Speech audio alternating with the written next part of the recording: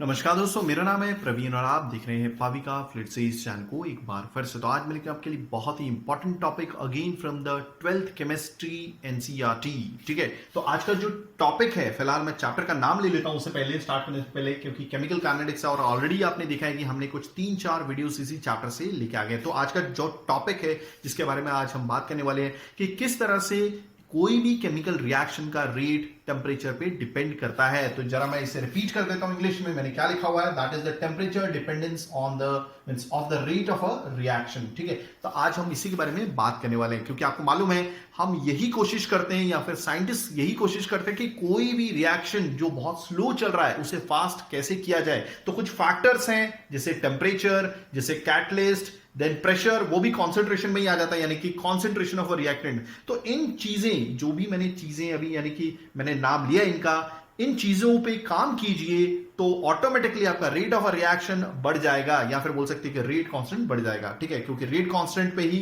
अगर आपने rate expression देखा होगा तो रेट एक्सप्रेशन डायरेक्टली किससे रिलेट हो जाता है, आपके एक रेट कांस्टेंट से और कॉन्सेंट्रेशन से। ठीक है, तो उसकी वजह से हम रेट ऑफ रिएक्शन बढ़ा सकते हैं। बट आगे बढ़ने से पहले अगर आपने मेरे चैनल सब्सक्राइब नहीं किया तो प्लीज आपसे बहुत बड़ी सी रिक्वेस्ट कि आप मेरे चैनल सब्सक्राइब कीजिए, लाइक एंड शेयर करना भूलिएगा, ताकि मैं ऐसी एजुकेशन वीडियोस आपके लिए हमेशा हर पल लेके आता रहूं। और इसी वीडियो के डिस्क्रिप्शन बॉक्स में अगर आप देखें तो आपको लिंक मिलेगा जहां से आप इसी चैप्टर यानी कि जो हमारे चैप्टर का नाम है दैट इज यहाँ पे लिखा हुआ है केमिकल काइनेटिक्स के तमाम जो भी आए हुए क्वेश्चंस हैं बोर्ड में और सॉल्व क्वेश्चंस इसी चैप्टर के, क्योंकि देखिए हर के समझाने का अलग अलग तरीका होता है। बुकों में तो बहुत शॉर्टकट से दे दिया रहता है, बट मेरी कोशिश होती है कि मैं बहुत अच्छे से इलैबोरेट कर सकूं, अच्छे से समझा सकूं कि ऐसा ही क्यों हुआ है। ठीक है, आप डाउनलोड कर सकते हैं अपने फ्रेंड्स या कलीग्स को जो भी 12th केमिस्ट्री पढ़ रहे होंगे। डेफिनेटली नॉन मेडिकल होगा तो यानी कि वो पढ़ ही रहे होंगे, तो आप उन्हें बता सकते हैं। राय दिन काफी सारे कमेंट्स आते हैं कि सर आपकी वजह से हमारा यूनिवर्सिटी का एग्जाम बहुत अच्छा गया। अब फिलहाल मैं इसलिए बोल रहा हूं क्योंकि मेरा जो चैनल है actually it is we are focusing on engineering. ठीक है, जैसे मैकेनिकल, सिविल, केमिकल इंजीनियरिंग के यानी कि मैं ये सब्जेक्ट्स पढ़ाता हूं लाइक फ्लूइड मैकेनिक्स। तो आए दिन काफी सारे कमेंट्स आते हैं कि सर आपकी वजह से हमारा जो सब्जेक्ट है बहुत अच्छा हो गया और यूनिवर्सिटी में बहुत अच्छे मार्क्स आए, क्योंकि काफी सारे कमेंट्स आते हैं। इवन जिस कॉलेज में मैं पढ़ाता हूं वहां के भी बच्चे यही बोलते हैं मेरे को। ठीक है, आए दिन काफी सारे कमेंट्स तो आते ही रहते हैं। तो थैंक्स फॉर दिस, ये सब आप ही की वजह से, प्यार की वजह से, ताकि मैं अच्छे अच्छे वीडियोस लेके आता हूं। तो एक छोटी सी रिक्वेस्ट है कि अगर आपको लगता है कि आपको कुछ बेनिफिट होता है, प्लीज हेल्प अस। आपको जो भी ठीक ठाक अमाउंट लगे आप डोनेट कर सकते हैं। तो चलिए ज्यादा ना टाइम लेते हुए हम देखेंगे किस तरह से हमारा रेट ऑफ रिएक्शन डिपेंड करता है हमारे टेम्परेचर पे। ठीक है, वैसे तो बहुत सारे फैक्टर्स है, जैसे टेम्परेचर हो गया, कॉन्सेंट्रेशन हो गया, कैटलिस्ट हो गया, उसके बारे में ही पढ़ेंगे। ठीक है, तो फिलहाल मैंने कुछ चीजें लिखी हुई हैं। अरहीनियस इक्वेशन का नाम डेफिनेटली सुना होगा। ठीक है, जैसे मैं एक एग्जांपल लेता हूं कि अगर हम N2O5, देखिए सबसे पहले, इससे पहले कि हम ये देखें कि रेट ऑफ रिएक्शन किस तरह से हमारे किसमें टेम्परेचर पे डिपेंड करता है, तो हमें वो फैक्टर्स देखने पड़ेंगे। ठीक है, पर उससे पहले हम एक चीज देख लेते हैं कि ये है हमारा N2O5। अगर N2O5 का डीकंपोजिशन देखते हैं, क्या कर रहा हूं मैं, इसको तोड़ना है। ठीक है, आपने देखा हो ये रिएक्शन पहले भी मैंने यूज किया हुआ है। ठीक है, क्योंकि एक न्यूमेरिकल में आपकी एनसीईआरटी बुक में ये दिया हुआ है एक न्यूमेरिकल। ठीक है, ओके, जिसमें हमने रेट ऑफ रिएक्शन निकालना सीखा था, रेट कांस्टेंट देखा था कैसे होता है, और एवरेज रेट ऑफ रिएक्शन हम कैसे निकालते हैं, या इंस्टेंटेनियस रेट ऑफ रिएक्शन हम कैसे निकालते हैं, हमने देखा होगा। ऑलमोस्ट अभी तक हमने आई थिंक 3 वीडियोस कवर किए हुए हैं। ठीक है, कल का जो मेरा वीडियो था that was based on pseudo first order reaction. क्यों कहा जाता है, क्यों second order pseudo first order reaction जैसा बिहेव करता है, उसके बारे में मैंने सारी रीजंस बताए हुए। ठीक है, अब देखिए जब भी आप कहीं पर भी देखोगे, ठीक है, N2O5 का जब भी हम डीकंपोजिशन पढ़ते हैं तो ये डीकंपोजिशन पॉसिबल है कितने टेम्परेचर पे, 50 डिग्री सेल्सियस पे। ओके, तो ये जो क्या होता है डीकंपोजिशन होता है, मान लीजिए इसकी इनिशियल कॉन्सेंट्रेशन क्या होगी, आपने इस पूरे बुक में इनिशियल कॉन्सेंट्रेशन कैसे लिखना सीखा है, N2O5 ऐसे लिखते हैं और ब्रैकेट लगा देते हैं, और अगर मैं यहां पे 0 लगा दूं तो ये है इनिशियल कॉन्सेंट्रेशन। क्लियर हो गया, जब टाइम t इक्वल टू 0 था, जब हमने रिएक्शन ही स्टार्ट नहीं की। ओके, जब टाइम t इक्वल टू 0 था, ये लिख दिया मैंने। ठीक है, ये कॉन्सेंट्रेशन है, इनिशियल कॉन्सेंट्रेशन। जब टाइम t गुजर गया है और ये रिएक्शन हो गया है, मान लीजिए आधे घंटे में हो गया, 3 घंटे में हो गया, जो भी हो गया, तब इसकी कॉन्सेंट्रेशन क्या हो जाती है, N2O5 खत्म। तो कोई भी टाइम t पर जब समय जैसे जैसे गुजर रहा है, ठीक है, तो उस दौरान जो N2O5 की कॉन्सेंट्रेशन होगी वो यही होगी। तो मैं यही बता रहा था कि 50 डिग्री सेल्सियस पे इनिशियल कॉन्सेंट्रेशन से अगर इसको अपनी आधी कॉन्सेंट्रेशन पे आना है, कहने का मतलब है मैं ये बोल रहा हूं, यानी कि उस दौरान जो कॉन्सेंट्रेशन होगी वो कुछ ऐसे होगी। ठीक है, कुछ टाइम टी गुजरने के बाद इनिशियल कॉन्सेंट्रेशन से आधी कॉन्सेंट्रेशन पे आना है, मतलब ये बोल रहा हूं मैं। ठीक है, N2O5 डिवाइड बाय 2 और यहां पर 0 लिखना है। मान लीजिए इनिशियल कॉन्सेंट्रेशन थी 10, ओके, तो इसको आना है अभी मैं 10, इसका मतलब क्या है, देखिए जब टाइम t इक्वल टू 0 था तब इनिशियल कॉन्सेंट्रेशन इतनी थी, तब क्या हो गया है हमारा जो कॉन्सेंट्रेशन है, मान लीजिए उसकी वैल्यू 10 है, ओके, जब टाइम t गुजर गया है, आधा घंटा हो गया, मान लो आधा घंटा हो गया, ठीक है, तब कॉन्सेंट्रेशन उस टाइम t पर ये थी, यहाँ पे कोई 0 नहीं लगा हुआ है, ओके, तो इसी कॉन्सेंट्रेशन को हम कैसे लिख सकते हैं, N2O5 यानी कि इनिशियल कॉन्सेंट्रेशन डिवाइड बाय 2, मतलब मैं जैसे यही बोल रहा हूं कि इनिशियल कॉन्सेंट्रेशन जो थी वो कॉन्सेंट्रेशन को हमें आधा करना है, तो उस दौरान जो भी टाइम लगा उसको हाफ लाइफ बोलते हैं। तो अब मैं यहां पे लिख देता हूं 10 डिवाइड बाय 2 यानी कि 5, मतलब इनिशियल कॉन्सेंट्रेशन 10 थी, अब इसको होना है इसकी आधी कॉन्सेंट्रेशन यानी कि 5, ओके, तो उसको जो समय लगा, ठीक है, वो लगा 50 डिग्री सेल्सियस पे 12 मिनट, यही आपकी बुक में दिया हुआ है, ठीक है, मैं इसी को इलाबोरेट करने की कोशिश कर रहा हूं, बताने की कोशिश कर रहा हूं, ठीक है, यही रिएक्शन अगर हम 25 डिग्री सेल्सियस पे करते हैं तो ओके, तो इनिशियल कॉन्सेंट्रेशन जो N2O5 की है उसको अपनी आधी कॉन्सेंट्रेशन करने के लिए जो टाइम लगा वो लगा लगभग 5 घंटे, कितने, 5 घंटे, यानी कि 10 था उसको 5 पे आने के लिए 5 घंटे लग गए, और यही रिएक्शन को करने के लिए अगर हम 0 डिग्री सेल्सियस पे करते हैं, ठीक है, तो इसको जो टाइम लगा दैट वाज योर 10 डेज, यही आपकी बुक में लिखा हुआ है, मैं यही समझाने की कोशिश कर रहा हूं, ठीक है। तो आपने देखा कि अगर टेम्परेचर ज्यादा है तो उसको लगने वाला जो समय है, ठीक है, वो बहुत कम है, आप देख रहे हैं, ठीक है, स्पीड ऑफ द रिएक्शन बढ़ गई है, यानी कि रेट ऑफ द रिएक्शन बढ़ गया है, तो आप टेम्परेचर बढ़ा रहे हो तो यानी कि आपका रेट ऑटोमेटिकली बढ़ रहा है, जो काम 10 दिन में होना है वो 12 मिनट में भी हो जा रहा है अगर आप टेम्परेचर बढ़ा रहे हैं। तो यही तो हमारा टॉपिक है कि किस तरह से रेट ऑफ रिएक्शन डिपेंड करता है टेम्परेचर पे, ठीक है। तो इसका मैं पहला पार्ट आज ये है, ठीक है, तो हम इसका दूसरे पार्ट के बारे में बात करेंगे जिसमें एक्टिवेटेड कॉम्प्लेक्स, बहुत सारी चीजें समझने वाली, ठीक है। आई होप आपको चीजें तो क्लियर होगी।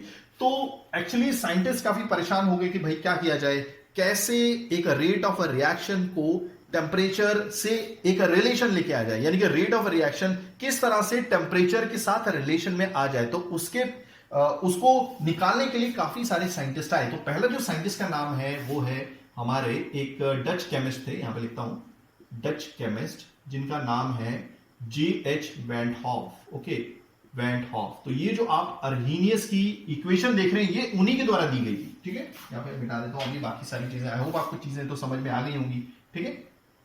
तो यहां पे देखिएगा, तो ये जो इक्वेशन थी अर्हीनियस द्वारा दी गई थी, एक्चुअली में ये दी गई थी ओरिजिनली डच केमिस्ट द्वारा जिनका नाम है G.H. वैंट हॉफ, और ये इक्वेशन है K is equal to A E raise to minus E a, याद रखिएगा ये कैपिटल ई है और ए बेस पर है बाय आर टी या अपॉन आर टी, ठीक है, ओके। तो इन्होंने ज्यादा कुछ नहीं दिया, बस एक थ्योरी दी, जिस थ्योरी के मुताबिक उन्होंने ये निकाल के लेकर आ गए K is equal to A E raise to minus A by R T. इसके बारे में ज्यादा कुछ प्रूफ या जस्टिफिकेशन ये दे नहीं पाए, ओके। तो इस पे बहुत अच्छे से काम किया एक और साइंटिस्ट ने जिनका जो थे स्वीडिश केमिस्ट, क्या थे, स्वीडिश केमिस्ट, ओके। अब इनका नाम है अर्हीनियस, ARRHENIUS, मैंने यहां पे लिखा भी हुआ है, और इन्होंने ये इक्वेशन का बहुत अच्छे से जस्टिफिकेशन दिया। जस्टिफिकेशन मींस इन्होंने डेफिनेटली प्रैक्टिकल उस टाइम पे किए होंगे, और जब प्रैक्टिकल किए और जो रिजल्ट्स निकल के आए, ठीक है, तो इन्होंने रेट ऑफ अ रिएक्शन को कैसे टेम्परेचर, मतलब रेट ऑफ रिएक्शन किस तरह से टेम्परेचर पे डिपेंड करता है, उन्होंने बहुत अच्छे से इंटरप्रिटेशन दिया या फिर व्याख्या दी, बहुत अच्छे से लोगों को समझाया, क्लियर हो गया, okay, based on results, okay. तो इसी इक्वेशन को उन्होंने बहुत अच्छे से समझाया जस्टिफिकेशन देके। तो अब हम देखेंगे उसमें क्या क्या चीजें हैं ये, ठीक है, ओके। देखिए आपको मालूम है जो रेट एक्सप्रेशन है, यहां पे लिखता हूं कोई भी रिएक्शन का जो रेट होता है कि क्या रेट से आपके मॉलिक्यूल रिड्यूस हो रहे हैं या फिर क्या रेट से आपके मॉलिक्यूल प्रोड्यूस हो रहे हैं, यानी कि प्रोडक्ट की बात कर रहा हूं और एक टाइम पे रिएक्टेंट्स की बात कर रहा हूं। तो जो रेट है एक तो वो रेट कांस्टेंट पे डिपेंड करता है, दूसरी चीज कॉन्सेंट्रेशन पे डिपेंड करती है। अभी कॉन्सेंट्रेशन मैं किसी की भी लिख दूं यहां पे, ठीक है, मान लीजिए मैंने एक रिएक्शन लिखा हुआ है तो यहां पर मैं H2 की कॉन्सेंट्रेशन यहां पे ले लेता हूं, तो आप देख रहे हैं रेट कांस्टेंट और ये क्या बोलते हैं कॉन्सेंट्रेशन। अब ये फर्स्ट ऑर्डर है सेकंड ऑर्डर है वो तो बात की बात है जब एक्सपेरिमेंटली हम फाइंड आउट करेंगे, ठीक है, ओके। दूसरी चीज आप देख रहे हैं रेट डायरेक्टली डिपेंड करता है रेट ऑफ अ रिएक्शन पे, हो गया क्लियर, ओके।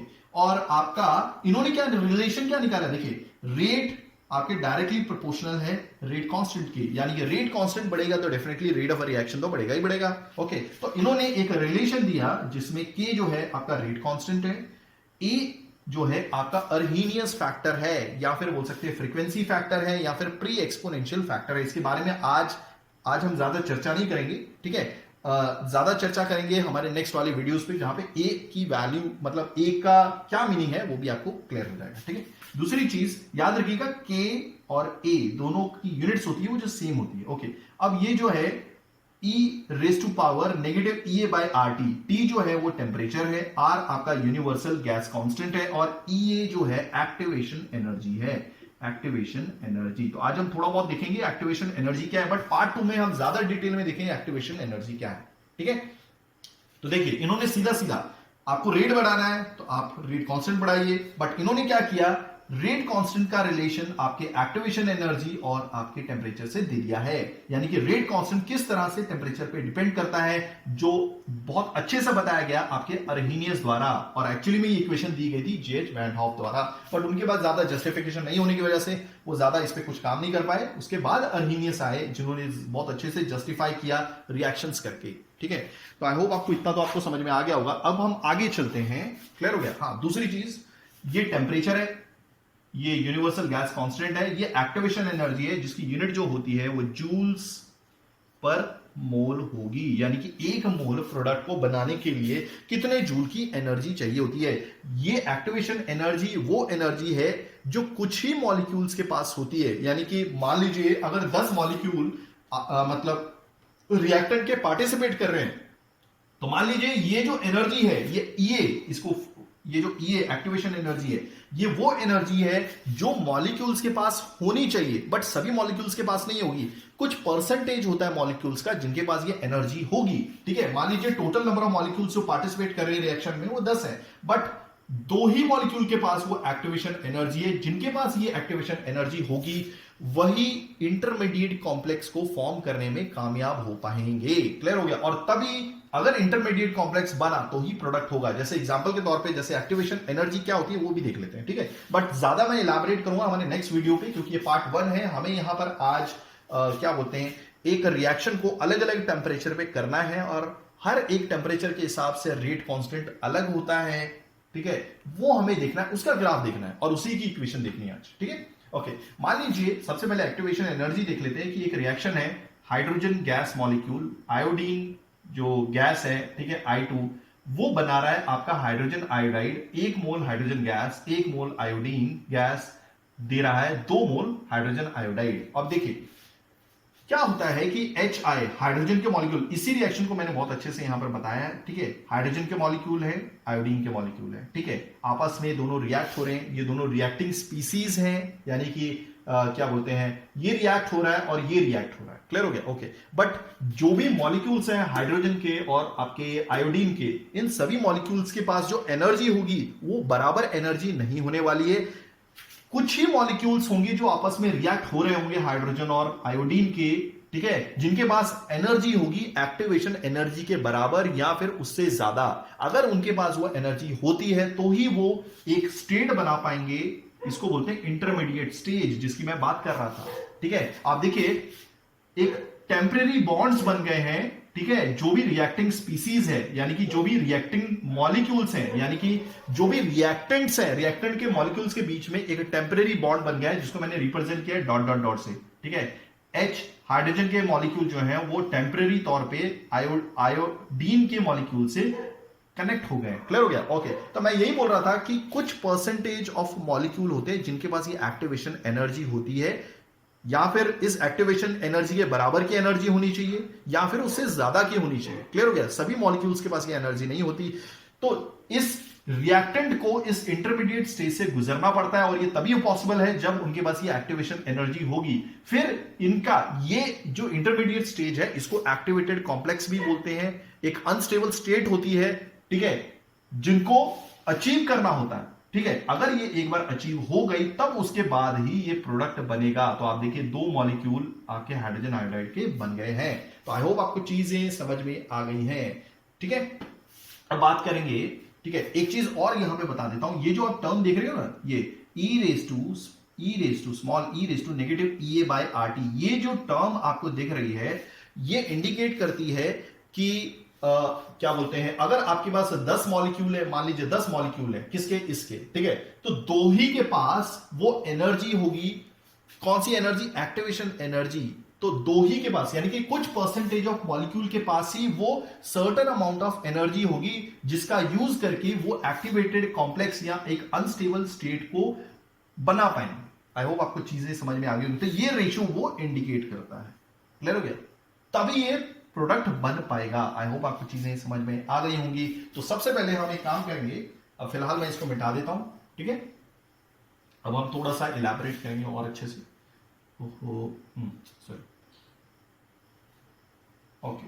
तो सबसे पहले मैं ये इक्वेशन लिख लेता हूं, k is equal to e raise to negative E A by R T. Okay, अब मैं क्या करने जा रहा हूं यहां पर, ओके, अब मैं अप्लाइंग लॉग बोथ साइड, ठीक है। तो अगर मैं लॉग लगाता हूं यहां पे, तो L N K is equal to, अब देखिए मैं क्या करने जा रहा हूं वो थोड़ा सा ध्यान दीजिएगा, ठीक है। Let me check everything is working fine.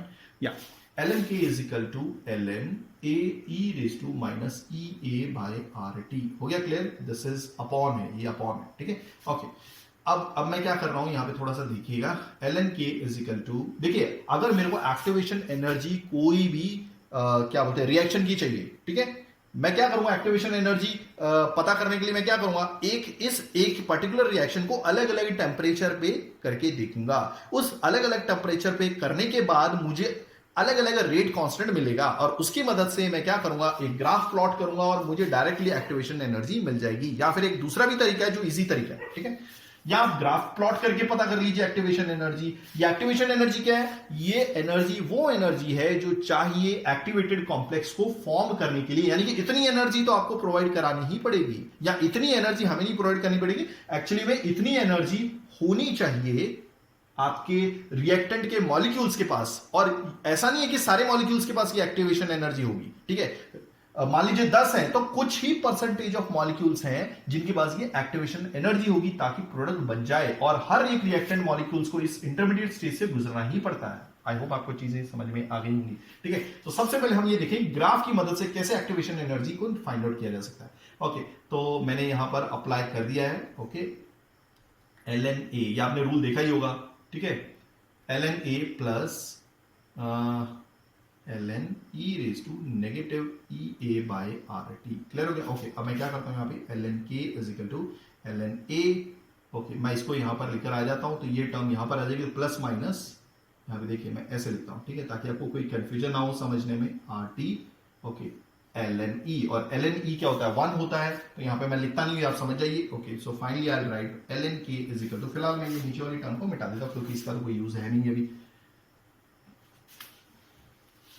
L N K is equal to L N A plus minus minus E A upon R T, और एल एन ई जो होता है वो यहाँ पे लिख देता हूं, that L N E is equal to 1। हो गया क्लियर? ओके, तो ये इक्वेशन मिल गई है। ओके, अब मुझे क्या करना है, अगर सपोज मेरा इंटरेस्ट है एक्टिवेशन एनर्जी को फाइंड आउट करने में, तो मुझे एक पर्टिकुलर रिएक्शन को अलग अलग टेम्परेचर पे कंडक्ट करवाना है, ठीक है। और अगर मैं कंडक्ट कराता हूं तो मुझे किस तरह का ग्राफ मिलेगा, देखिए आपको इस इक्वेशन को y is equal to m x plus c से कंपेयर करना। हो गया? ओके, अगर मैं इसको कंपेयर करता हूं, ठीक है, ओके, तो ln की जो है ये यहां पर आप आएगा, देखिए ये क्या है, ये y है, देन ओके, c जो है ये आपका इंटरसेप्ट है, ठीक है, और ये जो m है, m is nothing but your e by r, और ये जो x है आपका ये 1 अपॉन टी है। क्लियर हो गया? तो यहां पे बनाता हूं, देखिए जो x है दैट इज 1 अपॉन टी, ठीक है। ओके, जो स्लोप है दैट इज योर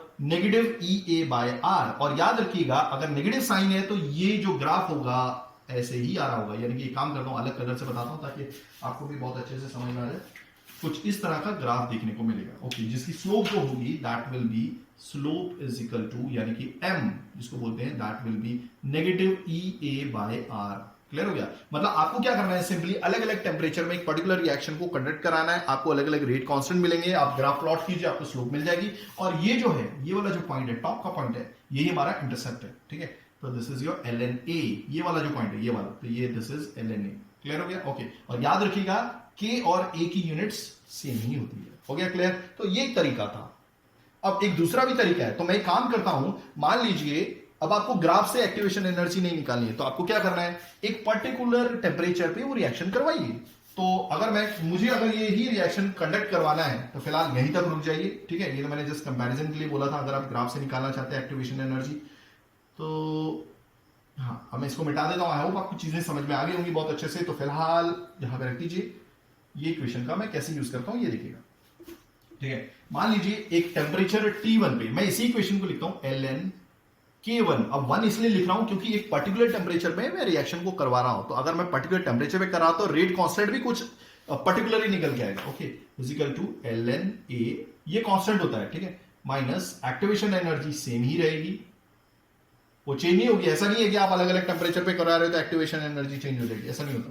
आर और टेम्परेचर आपने सिलेक्ट किया हुआ T1। ओके, ये इक्वेशन हो गई 1।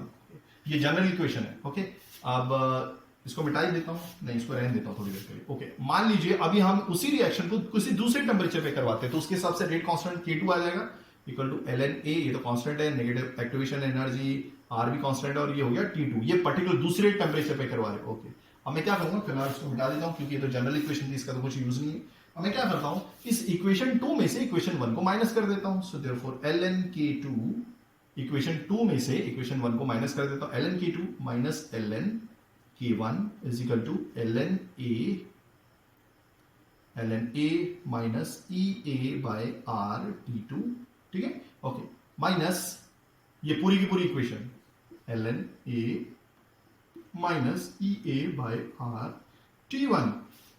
सो देयरफॉर ln, अभी देखिए इसको शॉर्ट फॉर्म में कैसे लिख सकते हैं, अगर ऐसा दिया हुआ था K2 बाय K1 आप लिख सकते हैं, ठीक है, is equal to ln A minus EA by R T2, minus plus अंदर प्लस है, so minus plus minus ln A, negative negative positive EA by R T1. Okay, so this get cancelled, so we have ln K2 by K1 is equal to, okay, ये positive term है, यहाँ पे EA by R है, इधर भी EA by R है, तो इसको हम पहली टर्म ले लेते हैं, तो EA by R को कॉमन निकाल देते हैं।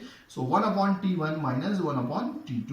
So this is your required equation. Clear हो गया? ओके, मतलब अगर आप एक ही रिएक्शन को एक पर्टिकुलर टेम्परेचर पे करते हैं, मान लीजिए T1, तो उसके हिसाब से रेट कांस्टेंट K1 आएगा, T1 है और K1 है। अगर उसी रिएक्शन को आप अलग किसी दूसरे टेम्परेचर पे करते हैं, मान लीजिए T2 है, तो उसके हिसाब से जो रेट कांस्टेंट आएगा वो K2 होगा। क्लियर हो गया? ओके, तो डेफिनेटली जब भी न्यूमेरिकल आएगा तो आपको T1 T2 K2 K1 दे दिया जाएगा, आपको एक्टिवेशन एनर्जी निकालनी होगी। सपोज अभी तो हमने ln किया, अगर सपोज आपको लॉग लिखना है तो आप सिंपली ln को रिप्लेस कर सकते हैं 2.303 लॉग K2 बाय K1, जो आपकी बुकों में दिया हुआ है, EA by R 1 upon T1 minus 1 upon T2। हो गया क्लियर? ओके, अब मैं फर्दर यहां पे लिख देता हूं। ओके, तो अगर मेरे को ये वैल्यू चाहिए, so that will be log K2 by K1, okay, equal to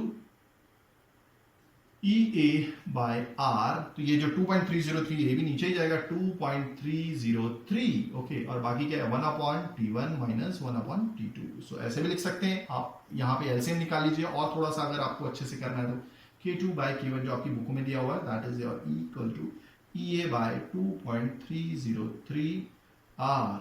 So that will be T1 into T2, आप एलसीएम निकाल लीजिए, तो that will be T2 minus T1। तो आई होप आपको चीजें बहुत अच्छे से समझ में आ गई होंगी। अगर आप ऐसी एजुकेशन वीडियोस चाहते हैं तो please do right A comment, मैं पूरी कोशिश करूंगा टाइमिंगली वीडियोस लेकर आने की। थैंक्स फॉर वॉचिंग, धन्यवाद, थैंक यू।